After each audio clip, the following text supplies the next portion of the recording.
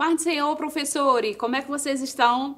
Estamos na lição número 11. Olha que coisa boa. Nossa, como o tempo passa muito rápido, não é verdade? Então estamos chegando já aí na reta final, final de ano, e a gente terminando com esse trimestre tão maravilhoso, tá certo? Sempre lembrando que a lição que a gente fala é para os juniores, de 9 a 10 anos, tá bom? Então, professor, que você possa acrescentar na sua aula, né, o que a gente vem trazendo para cá, tá certo? Eu sei que durante a semana vocês têm orado ao Senhor, têm se colocado à disposição para que o Espírito Santo possa usar vocês. E a lição de hoje é muito importante. É uma lição que ela fala aos nossos corações. E também para você, professor. O título da nossa lição fala de Ezequias, um rei de oração. Mais um rei. Lembra que semana passada, ou a outra lição, a gente falou de um rei que foi negativo? Foi Oséias? Pois esse tem um positivo. Ezequias, um rei de oração. E assim, o que mais me chamou a atenção ao estudar, a me preparar, a observar o que tinha no manual, a ler os versículos, foi a oração. A gente sabe que criança ora muito rápido, não é verdade? A oração deles são meio que relâmpago, mas eles estão em crescimento. Mas o que a gente quer saber é o que eles acham da oração. E se eles já têm resposta a respeito das orações que eles fazem. Porque se você observar, professor, quando você começa a pedir assim, quem quer fazer o pedido de oração por alguém? Aí alguém levanta o dedinho, eu quero pela minha avó, pela minha tia, meu pai tá doente, a minha mãe, meu pai tá desempregado. São inúmeros pedidos, não é verdade? Tem aquelas crianças que pedem até que não tem alimento em casa. Então, os pedidos são bem, difícil mesmo. E você coloca ali aqueles pedidos de oração e, com certeza, durante o trimestre, durante o mês, ou você encontrando a criança na igreja, ela vai dizer, tia, aquela resposta da oração chegou, tia, meu pai está trabalhando. Aí você, oh, glória, né? E você dá espaço para a criança ali agradecer ao Senhor. Mas voltando para a história, a gente vai falar sobre Ezequias, tá certo? Aí você dá aquela ênfase da introdução. Quando a gente fala no tema, a gente já fica, alegre, porque é um tema positivo, é um tema que traz coisas boas para nós. Então, a oração, você diz, criança, Ezequias fez uma oração, tá certo? Mas hoje a gente vai fazer uma oração diferente. Convide seus alunos, a colocar a fé em ação durante a oração. Porque não adianta você orar e daqui a pouco você duvidar. Então você diz, olha criança, vou começar diferente essa aula. Você leva um envelope e diz assim, olha, vamos fazer um pedido de oração, uma carta para o Senhor. E vocês vão escrever o que vocês precisam.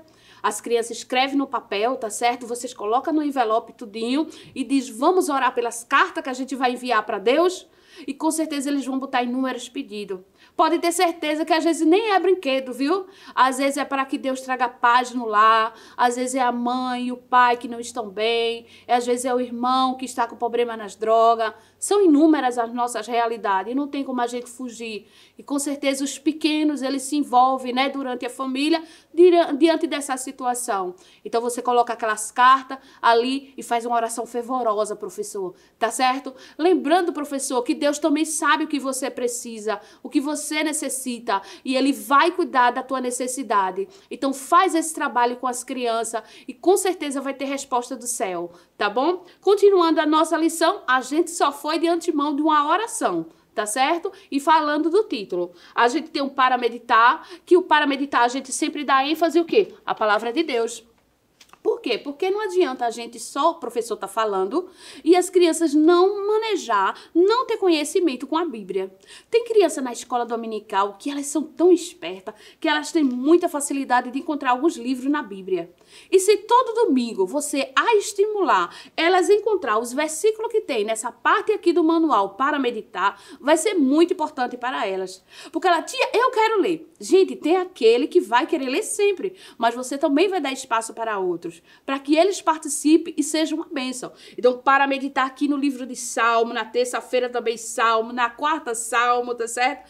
Na quinta Colossense, fala também na sexta que é Filipense e sábado que é Hebreu. São todos versículos aqui para você trabalhar com as crianças e colocar aqui em primazia, em prioridade a palavra de Deus. Nunca se esqueça da importância da Bíblia durante a aula. Não é só o falar, não é só o trazer as letras, não é só as dinâmicas, a importância importância de valorizar a Bíblia. Então, coloque isso como ênfase, professor, tá certo? E com certeza vai ser bênção na aula que você estará dando. E eles vão ter orgulho por carregar uma Bíblia, porque a palavra de Deus, e você vai trazendo isso dia a dia para as crianças. É que nem uma planta que você vai aguando, né? Se você não aguar, ela seca. Mas se você todo dia, né, dizer, vamos ler o versículo, às vezes a criança durante a semana não pega nem na Bíblia, porque às vezes o pai não é crente, a mãe não é crente, o lá não tem ninguém crente, só aquela criança que alguém leva ela para a escola dominical.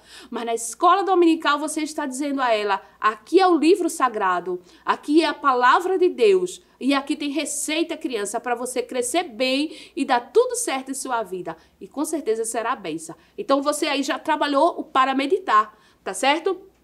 Entrando na história, a história de Ezequias, quando a gente vai para os ciclos de oração, é uma passagem muito falada. É uma passagem de oração, é uma passagem de fé, de crédito com Deus. E é isso que você tem que passar, professor, né? Eu tenho certeza que você também tem experiência, professor. E você pode trazer isso para as suas crianças. Você pode contar um momento de fé que você orou, num momento difícil, que alguém talvez estava muito enfermo e Deus foi lá, repreendeu a febre. Aí você pergunta, criança, alguém aqui estava doente, a mamãe orou, o pastor orou, ungiu e deu tudo certo. Com certeza terá algum testemunho ou o seu próprio testemunho para contar. Então traga também a sua particularidade da sua experiência para com Deus e com certeza vai contribuir muito para aquela aula, tá certo? Não é só a gente trazer aqui o que está aqui no manual, mas a gente também trazer com sabedoria, né? A nossa experiência, ela vai contribuir também para aquela aula ser dinâmica, abençoada. E aqui fala de Ezequias. E quando a gente fala de Ezequias, diz que ele assumiu o trono de Judá. E ele mandou purificar aqui o templo, né, do Senhor e estabeleceu novamente culto de adoração.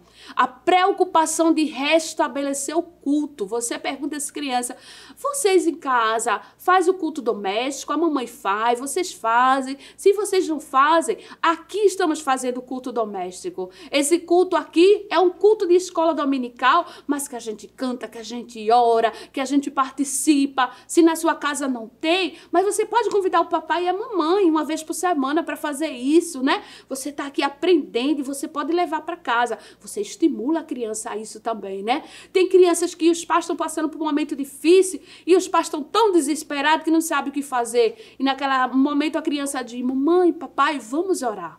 Né? Então, com certeza, é a semente que foi plantada no coração da criança, né? Potencializando ali a oração, que tem resposta, que Deus trabalha. E a gente viu como Ezequias fez, restabelecer. E tem muitos lares que precisam ser restabelecidos. A gente vê aqui também que Senaqueribe, rei da Síria, se levantou contra as cidades de Judá, fazendo ameaça a Ezequias. E a gente sabe que as investidas do inimigo são muito grandes, né? Que se levanta contra o povo de Deus e principalmente contra a família, que é o projeto do Senhor. Então, as crianças ficam meio que temerosas, preocupadas, mas você traz aquela palavra. Sabe o que foi que aconteceu com aqueles que se levantaram contra Ezequias? Aqui diz, ó, houve um livramento muito grande. Tem aqui umas figuras, e tem essa figura aqui que eu achei muito interessante, que fala que um anjo feriu o arraial dos assírios, né? E 180.000 soldados foram mortos.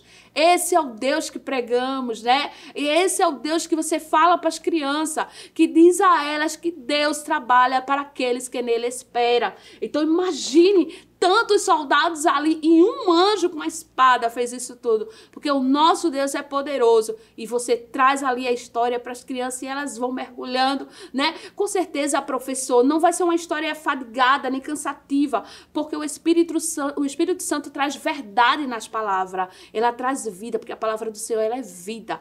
Aí, essa história também foi dividida em outra parte de Ezequias, uma parte muito conhecida, que diz que também naqueles dias Ezequias adoeceu e era de uma doença incurável. E a gente diz que ele ficou triste, né? Isaías foi lá e disse a ele que ele ia organizasse tudo porque ele iria morrer. Imagine se chegasse a notícia dizendo que você iria morrer agora. Não seria agradável, é meio que desesperador. Mas quando Ezequias olha diante de Deus, ele vê que ele tinha crédito com Deus, né? E você, professor, com certeza tem crédito com o Senhor, tem um trabalho prestado, tem feito a obra do Senhor, muitas vezes até doente, né? Muitas vezes com alguém até enfermo, uma doença incurável. incurável, que a gente está vendo tantas pessoas hoje passando por dificuldades, situação de doença, que só Deus mesmo é que pode chegar. E as crianças estão envolvidas na família, estão participando das dores da família. E você, professor, pode dizer a essas crianças, Deus é o Deus que cura. Porque Ezequias, ele olhou para a parede e ele disse, Senhor, mostra aqui o que foi que eu fiz diante de ti. Eu tenho andado em retidão. Quando a gente anda em retidão diante do Senhor, a gente não precisa pedir favor para ninguém, não. A gente só pede para Deus do céu. E com certeza Ele conhece as tuas obras. E ali Deus disse a Isaías, volta. Na metade do pátio, ele voltou. E com certeza ali ele disse, olha, acrescentado 15 anos para a tua vida. Oh, glória! Então Deus acrescenta, Deus é aquele que multiplica e você traz aquela palavra abençoada para as crianças, porque com certeza elas precisam. Quantas vezes a vovó está doente e eles chegam assim pensativos, né?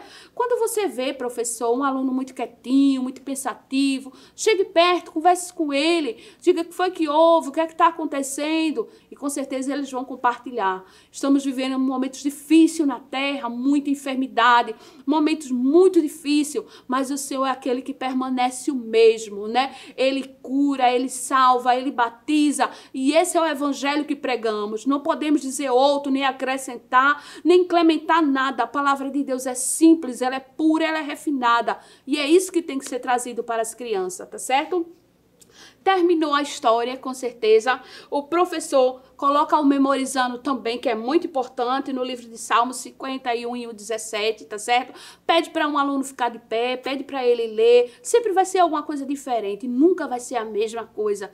Quando a gente conversa com Deus, a gente sempre está contando para Ele as nossas histórias e não repetições, né? Por quê? Porque temos intimidade com Ele. E com certeza cada aula vai ser diferenciada, professor. Se prepare, jejue, ore, se programe, não seja aquele professor que chega desesperado sem saber o que fazer. Não pode de forma nenhuma, né? Temos que ter zelo na obra do Senhor. Então chegue preparado, né? Chegue organizado. Talvez alguém até banalize. Não, é para as crianças, chega lá eu resolvo. Não, não é assim, né? São os pequenininhos, né? São as crianças do Senhor e é um investimento na obra do Senhor. Então você faz o para memorizando, pede para um ler, né? Compartilha com todo mundo ali e eles estão ali manuseando a palavra de Deus. Sempre coloque isso em foco, nunca esqueça. Tá certo? Tem um vocabulário também que você pode trabalhar com as crianças. O que vocês acham dessa palavra? Tá bom? O vocabulário tá dizendo aqui pano de saco. Tem crianças que não conhecem o que é pano de saco, né? Obrigada a eles conhecerem, não é verdade? Então, uma coisa muito comum pra gente, mas que pra eles são novidade, tá certo? E você ali vai trabalhando, ensinando como foi aquela situação do rei e que Deus deu vitória a ele, tá certo? Com certeza uma história de fé, uma história a qual Deus trabalhou, porque Ele trabalha para aqueles que nele espera, tá bom? Tem também, não esquecendo, a atividade, tá bom? Professor, leva lápis, compartilha com os alunos, vamos fazer, gente. Não tem uma revista, tia, tira xerox, você já sabe aquela criança que não tem. E outra coisa, professor prevenido, ele leva mais de uma atividade.